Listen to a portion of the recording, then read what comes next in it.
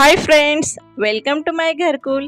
आता गौरी गणपती जवळ येत आहेत, तर आपण सगळे त्याच्या तयारीला लागलोत। तर आजचा व्हिडिओ आपला याच्याशी संबंधित आहे। आज आपण आपल्या घरातली देवाची जी चांदीची भांडी असतात ती कशी साफ करायची हे बघणार आहोत। तीही फक्त एक वस्तू वापरून आणि अगदी 5 ते 10 मिनिटात ही स्वच्छ होतात। चला तर मग व्हिडिओला सुरुवात करूयात। आता इथे मी माझ्याकडे असलेला एक चांदीचा ग्लास आणि वाटी घेतली आहे।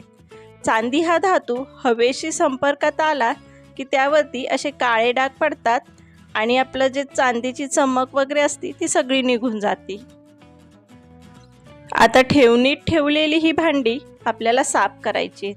तर ही साफ करण्यासाठी आज आपण कुठलेच केमिकल किंवा पितांबरी यासारखं कुठलंही सोल्युशन वापरणार नाहीत।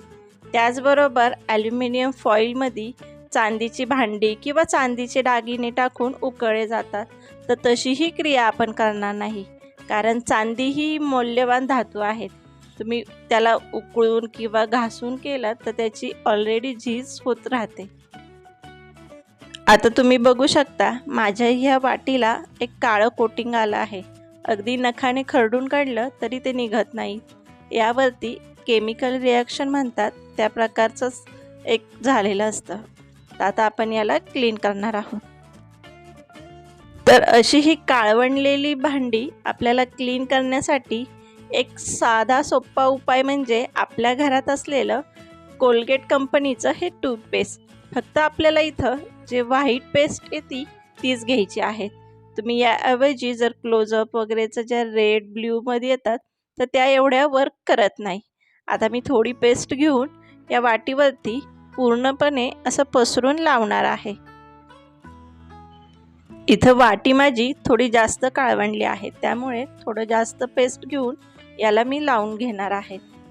कधी काय करतात लोक की ह्याला चांदीला उकळून किंवा तारेच्या स्क्रबरने घासल्या जातं, त्यामुळे चांदीची झीजही होती।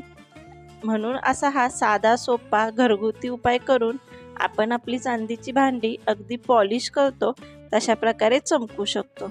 आता मी माझ्याकडे असलेला ह्या ग्लासला पण पेस्ट लावून घेणार आहे। आता हा उपाय मी फक्त माझ्या भांड्यांवरती करून दाखवला आहे, परंतु तुम्ही हे पेस्ट जी असती ती तुमच्या चांदीच्या दागिन्यांवरती, पैंजण, छल्ला जे काही असतील त्यावरती करू शकता, तेही चमकून जातात।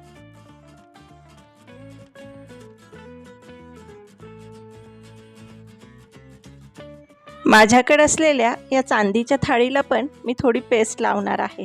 काही दिवसांपूर्वी ही थाळी मी स्वच्छ केली होती, त्यामुळं यावरती एवढे काही डाग किंवा ही काळवंडली नाही आहे।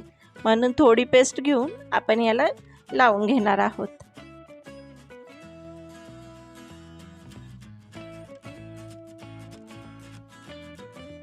आता ही टूथपेस्ट लावलेली सगळी चांदीची भांडी आपण 10 मिनिटासाठी अशीच ठेवून देणार आहोत। तर 10 मिनिटं आपल्याला थोडं वेट करावं लागणार आहे। तुम्ही बघू शकता पेस्ट लावतानाच बरंचसं काळवंडलेपणा माझ्या हातालाही लागला होता, म्हणजे यावरती रिॲक्शन होऊन एक क्लीन व्हायला सुरुवात झाली होती।